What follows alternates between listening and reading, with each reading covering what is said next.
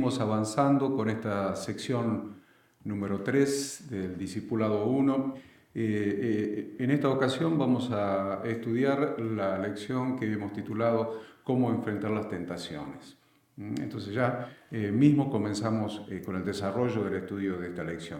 El objetivo de esta lección es ayudar al discípulo a discernir la tentación y cómo vencerla.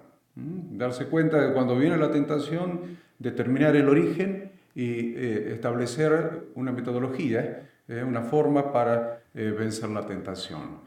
Dijo Martín Lutero: no podemos evitar que los pájaros vuelen sobre nuestra cabeza, pero sí podemos evitar que hagan su nido en ella. No podemos evitar la tentación, pero sí podemos evitar ser arrastrados por ella. Debemos entender que las tentaciones tienen las siguientes características. En primer lugar, la tentación no es pecado, no son pecados. La segunda característica es que se pueden enfrentar. Y también vamos a determinar que las tentaciones tienen tres fuentes. La primera fuente de las tentaciones es Satanás, la segunda la carne y la tercera el mundo.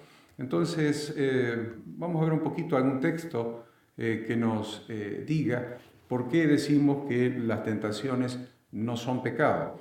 Veamos en el libro de Santiago, en la epístola de Santiago, en el capítulo 1, en el versículo 13, y allí vamos a leer lo siguiente.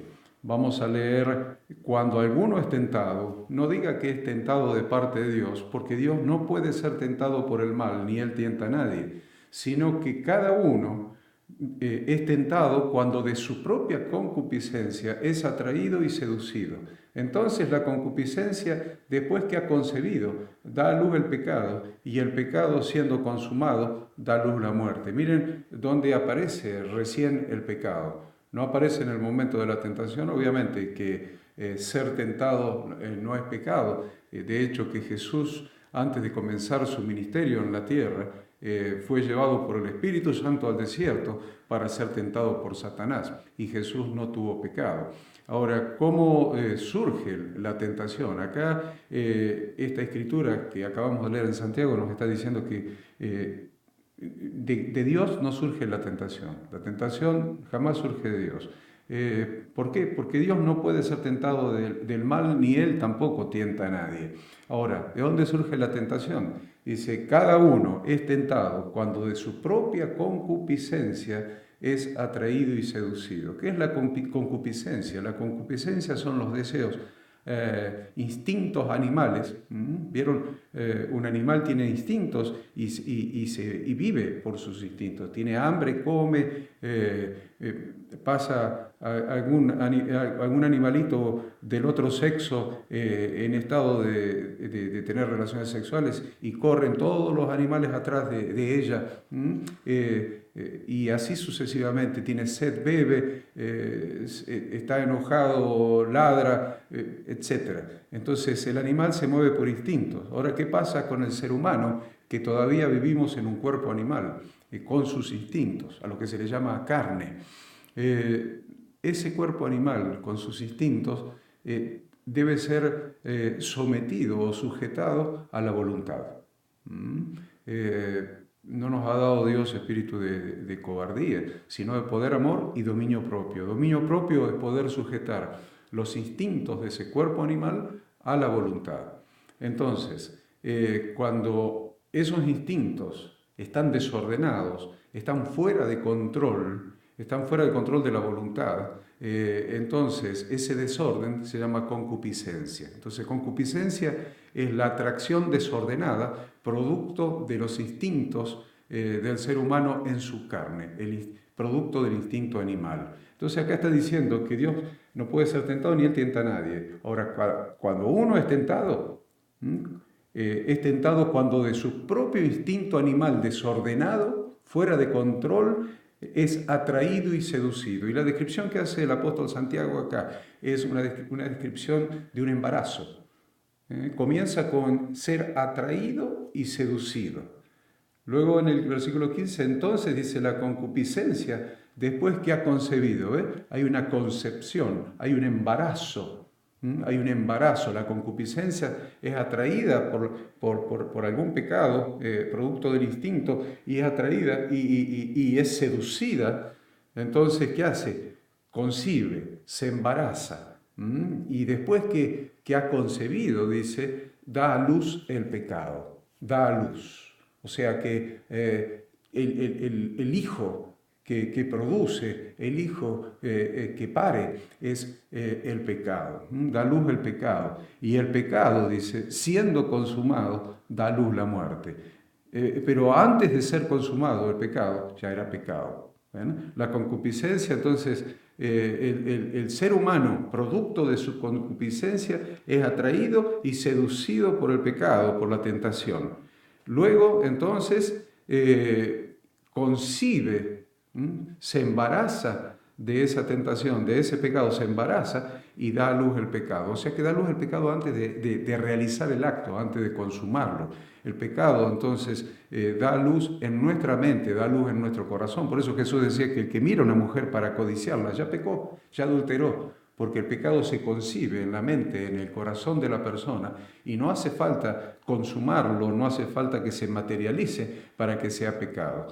Solamente con concebir el pecado y engendrarlo en nuestro corazón, en nuestra imaginación, entonces ya estamos dando a luz, estamos haciendo que nazca el pecado en nosotros. Ahora, una vez que hemos consumado el pecado, si lo consumamos, no solamente está en nuestra mente y en nuestro corazón la preconcepción del pecado, que ya es pecado, sino cuando lo materializamos, lo llevamos a la práctica, eso da a luz la muerte. La paga del pecado es muerte. Entonces da a luz la muerte. Esto es la aclaración de a qué se está refiriendo el apóstol Santiago acá en estos versículos. De todos modos, volvamos a lo que estábamos tratando de decir, que la tentación en sí no es pecado. Tiene que haber una atracción, una seducción, tiene que haber una concepción, tiene que haber un dar a luz para que recién llegue el pecado. Y si el pecado se consuma, aparece la muerte espiritual de las personas. La segunda cosa, entonces, que tenemos que considerar es que las tentaciones se pueden enfrentar. Vemos en 1 Corintios 10:13, dice, no os ha sobrevenido ninguna tentación que no sea humana, pero fiel es Dios, que no os dejará ser tentados más allá de lo que podáis resistir, sino que dará también juntamente con la tentación la salida para que podáis soportar. ¿Ven? La tentación se puede soportar, la tentación se puede resistir. Los dardos de fuego del maligno, materializados o representados por las tentaciones, se pueden resistir. Someteos pues a Dios, resistid al diablo, y él huirá de vosotros. Sobre todo tomad el escudo de la fe, con el cual podéis resistir todos los dardos de fuego del maligno. Entonces acá tenemos que la tentación sí se puede resistir. La otra cosa que estamos considerando son las fuentes de la tentación. Dijimos que hay tres fuentes. Satanás es una fuente de la tentación, la otra es la carne, nuestra propia concupiscencia, vamos a decir, y la otra es el mundo. Vamos a analizar cada una de las tres. Satanás. Claramente se muestra en las Escrituras que el diablo es la fuente de tentación al pecado. Desde el primer libro, desde Génesis hasta el último, hasta el Apocalipsis, vemos a Satanás obrando para engañar y tentar a la gente para el pecado. Un nuevo cristiano, un cristiano recién convertido, no está inmune a esta amenaza. Debe hacérsele ver las trampas de Satanás. Los siguientes, entonces, que vamos a relatar acá, a redactar, son versículos que ayudan en este punto, a resistir la tentación que proviene de Satanás. Dice en Génesis, pero la serpiente era astuta, más que todos los animales del campo que Jehová Dios había hecho, la cual dijo a la mujer, ¿con que Dios os ha dicho, no comáis de todo árbol del huerto? Y la mujer respondió a la serpiente, del fruto de los árboles del huerto podemos comer, pero del fruto del árbol que está en medio del huerto, dijo Dios, no comeréis de él, ni le tocaréis, para que no muráis. El fruto del árbol de la ciencia del bien y del mal se trataba en este caso. Entonces la serpiente dijo a la mujer, no moriréis, sino que sabe Dios que el día que comáis de él serán abiertos vuestros ojos y seréis como Dios sabiendo el bien y el mal. Miren, una tentación muy sutil que está vigente hasta el día de hoy.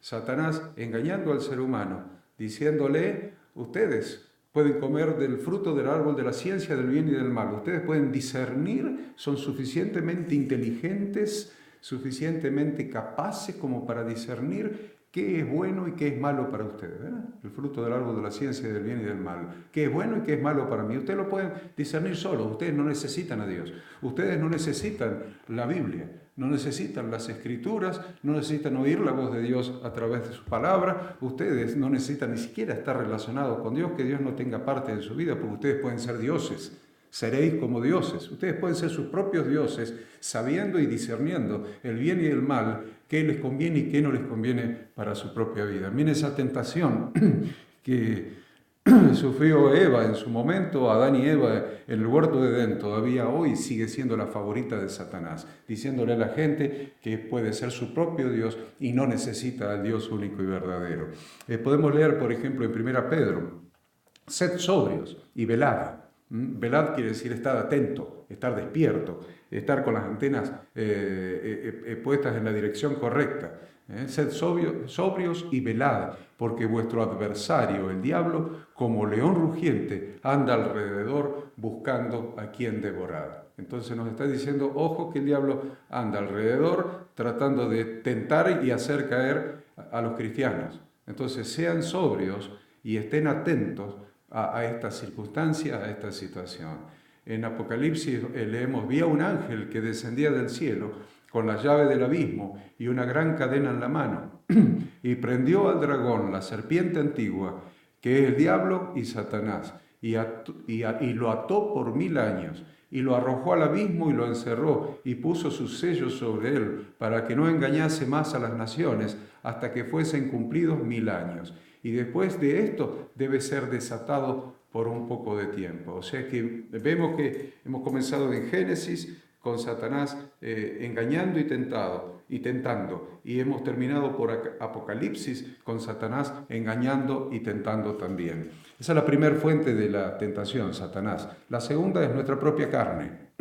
Dijimos que la carne es lo que nos queda de este cuerpo que tiene sus instintos animales. Y que provocan concupiscencia, y concupiscencia dijimos que es cuando esos instintos animales están fuera de control, fuera de dominio.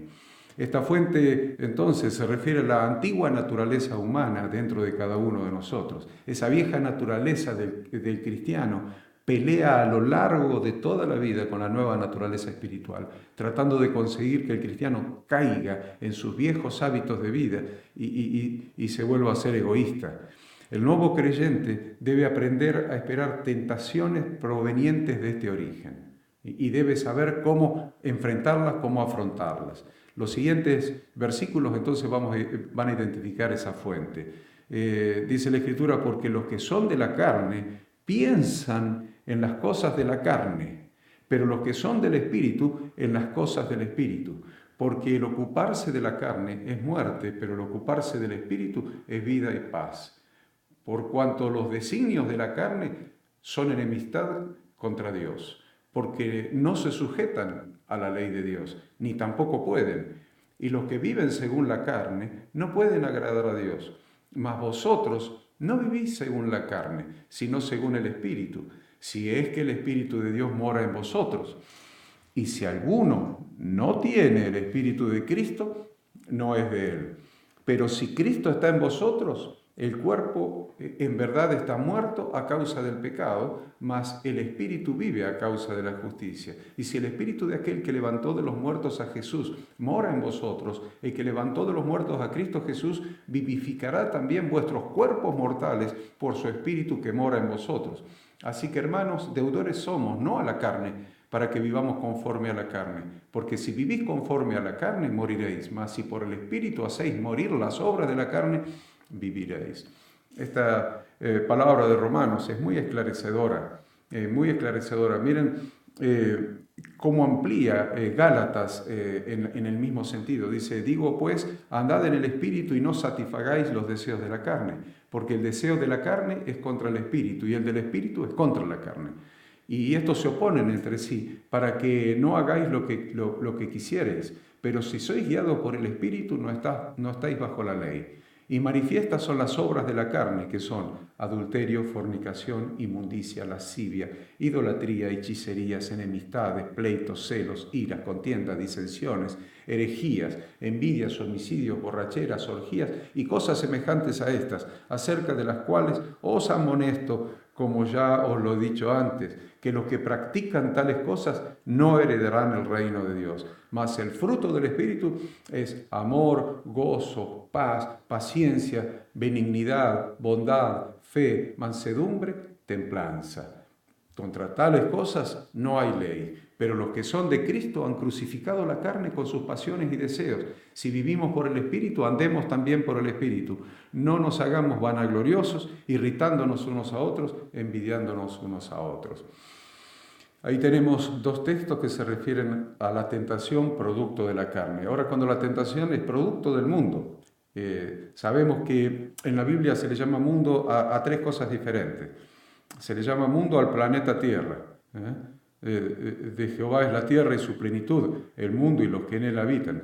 También se le llama mundo a las personas que habitan en el planeta Tierra. En otros textos este es el significado cuando se menciona la palabra mundo. De tal manera amó Dios al mundo que ha dado su Hijo unigénito para que todo aquel que en él cree no se pierda, mas tenga vida eterna. Ahí se está refiriendo a la gente que habita ese planeta Tierra. Pero también Jesús y otras escrituras se refieren a mundo como el sistema satánico que gobierna este mundo.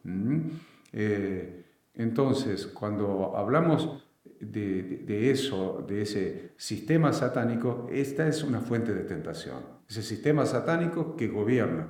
Dice que Satanás es el príncipe del mundo, es el príncipe del sistema que gobierna el mundo. Esa fuente de tentación entonces implica los sutiles intentos de adaptar a un cristiano a las actitudes y atmósfera de su ambiente. En lugar de adaptarlo al reino de Dios que está establecido por la palabra de Dios, el sistema del mundo trata de involucrar e incorporar y adaptar al cristiano al sistema del mundo.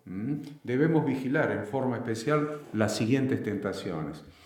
En primer lugar, poner nuestra seguridad en las posesiones y logros. En segundo lugar, visión de la vida al margen de una revelación vital con Dios. Otras ideas también que surgen de una sociedad impía y caída. Decir que endeudarse está bien, cuando la palabra de Dios dice no debáis nada a nadie, sino el amaros unos a otros. ¿Ven? El sistema de este mundo trata de que el cristiano no vea tan malo, como algo tan malo, lo que el sistema regido por Satanás está proponiendo. El nuevo creyente debe estar alerta a estas tentaciones y afrontarlas. Miren, les voy a dar algunos versículos. Estas cosas os he hablado para que en mí tengáis paz. En el mundo, en el sistema del mundo tendréis aflicción, pero confiad, yo he vencido al mundo. Jesús venció ese sistema. Romanos, no os conforméis a este siglo, sino transformaos por medio de la renovación de vuestro entendimiento, para que comprobéis cuál sea la buena voluntad de Dios, agradable y perfecta. Timoteo, porque raíz de todos los males es el amor al dinero, el cual, codiciando algunos, se extraviaron de la fe y fueron traspasados de muchos dolores. Primera Juan, no améis al mundo ni a las cosas que están en el mundo. Si alguno ama al mundo, el amor del Padre no está en él. Es tan brillante, ¿no? Son tan brillantes las luces del sistema de este mundo que a veces te hacen sentir una sensación tan placentera, de tanta realización y te hacen confundir tus prioridades. Por eso el apóstol Juan decía, no améis al mundo ni las cosas que están en el mundo. Si alguno ama al mundo, el amor del Padre no está en él. Entonces, para debatir ahora, ¿cuál debe ser la actitud del cristiano en contra de estas fuentes peligrosas? Entonces le vamos a decir, miren, a ver, con relación a Satanás, Santiago 4:7, en relación a la carne, Gálatas 5:16. Y ahí tomamos unos minutos para hacer ese debate. Vamos a ver cuáles son las condiciones para la victoria. Condiciones para la victoria. La primera condición para la victoria es estar alerta.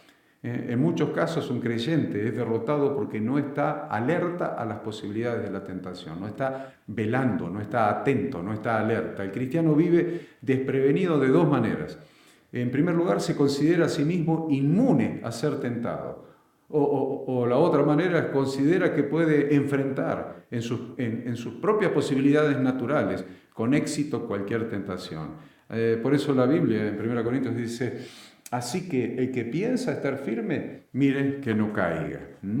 La segunda cosa que vamos a tomar como condiciones para la victoria frente a las tentaciones la segunda es ser lleno del Espíritu Santo. Un cristiano nunca puede derrotar a la tentación con éxito por su propia fuerza.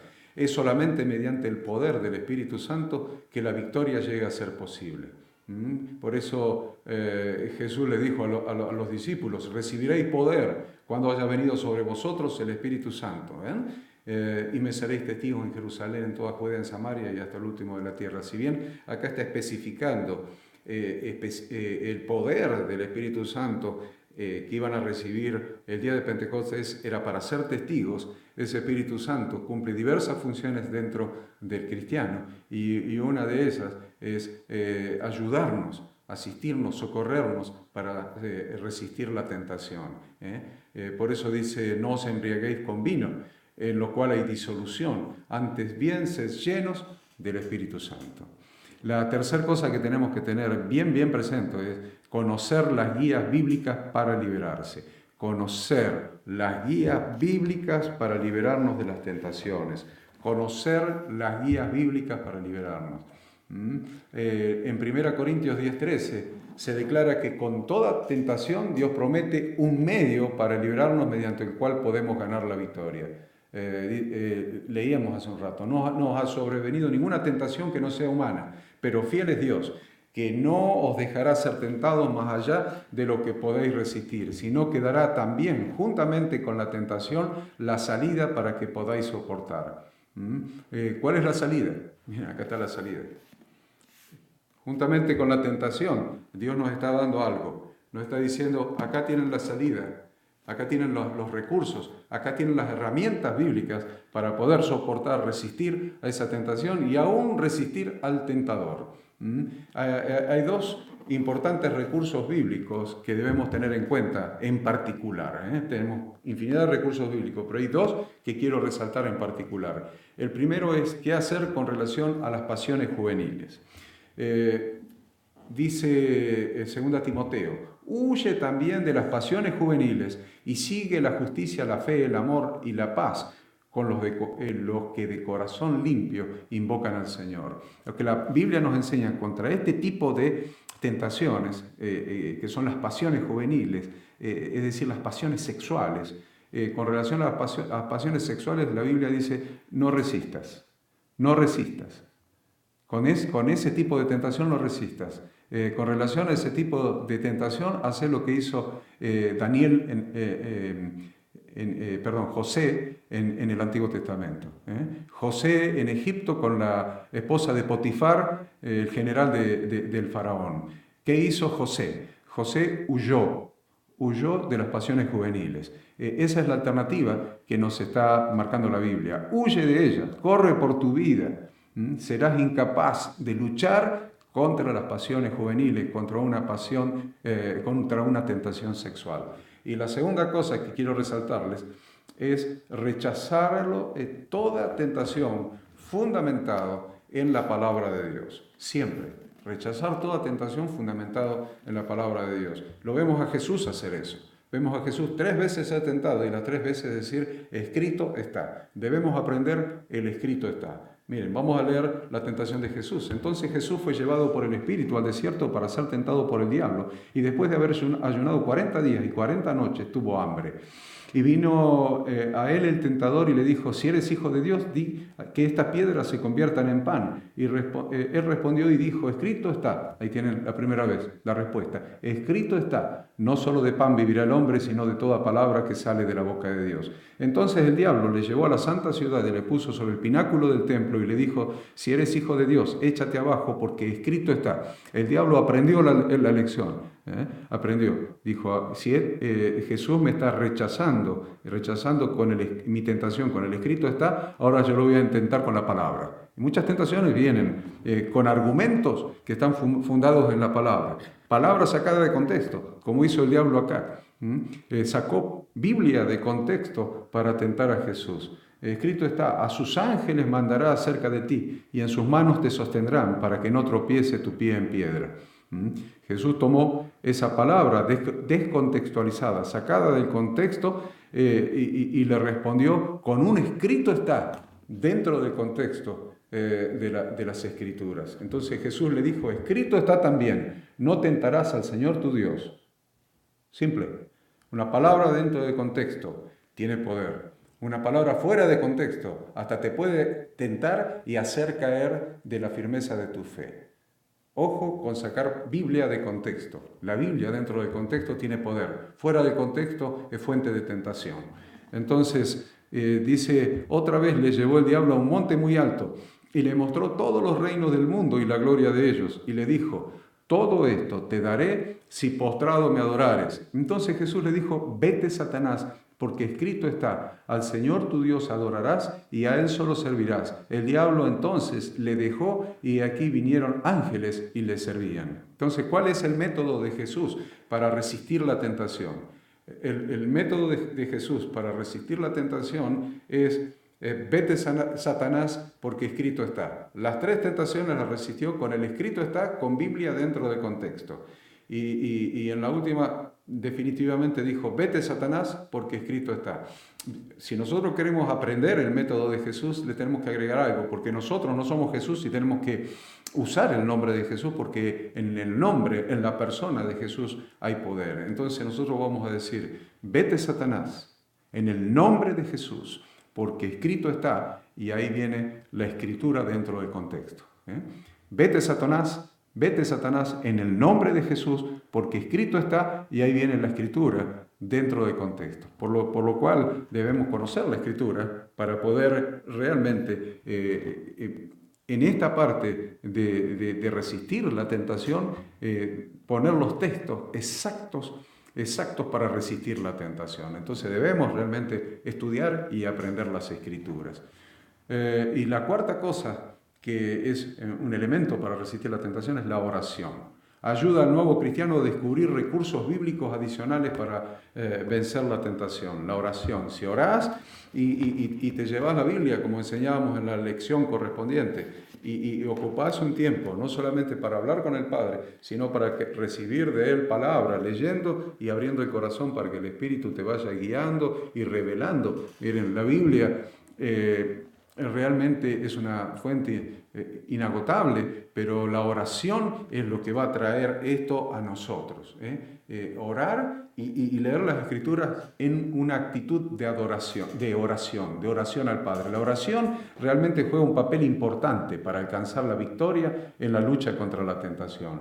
La Biblia manda claramente que oremos por nuestra victoria personal. Dice Jesús, velad y orad para que no entréis en tentación. El espíritu a la verdad está dispuesto, pero la carne es débil. Velad y orad. Estad atento y en oración para que no entréis en la tentación, porque el espíritu, la voluntad, la predisposición está dispuesto. Miren que está espíritu con minúscula. Es mi carácter, mi predisposición, mi voluntad está dispuesta. Está dispuesto, pero con voluntad tuya no vas a hacer nada. ¿Por qué? Porque la carne, la concupiscencia,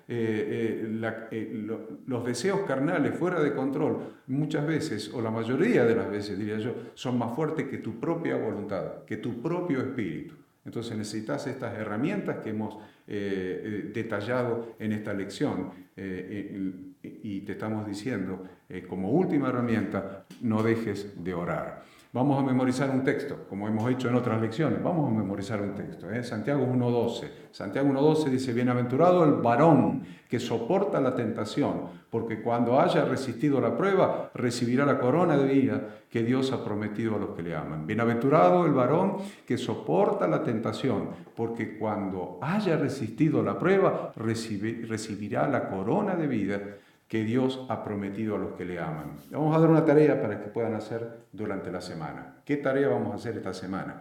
En un cuaderno, en el cuaderno que ustedes usan para la lista de oración y anotan las cosas bíblicas y los estudios, en ese cuaderno haga una lista de procedimientos bíblicos para vencer la tentación. ¿Qué dice la Biblia con relación a qué tengo que hacer para vencer la tentación? Por favor, en esta semana, sentémonos y escribamos esos procedimientos bíblicos para vencer la tentación. Esta es una lección muy importante en la vida del nuevo creyente que le dará herramientas para esto que lo puede hacer caer, que son las tentaciones. Esperamos que esta lección les sea de utilidad a ustedes y les sea de utilidad también para poder enseñarlas a otros, para que los hermanos aprendan a resistir la tentación.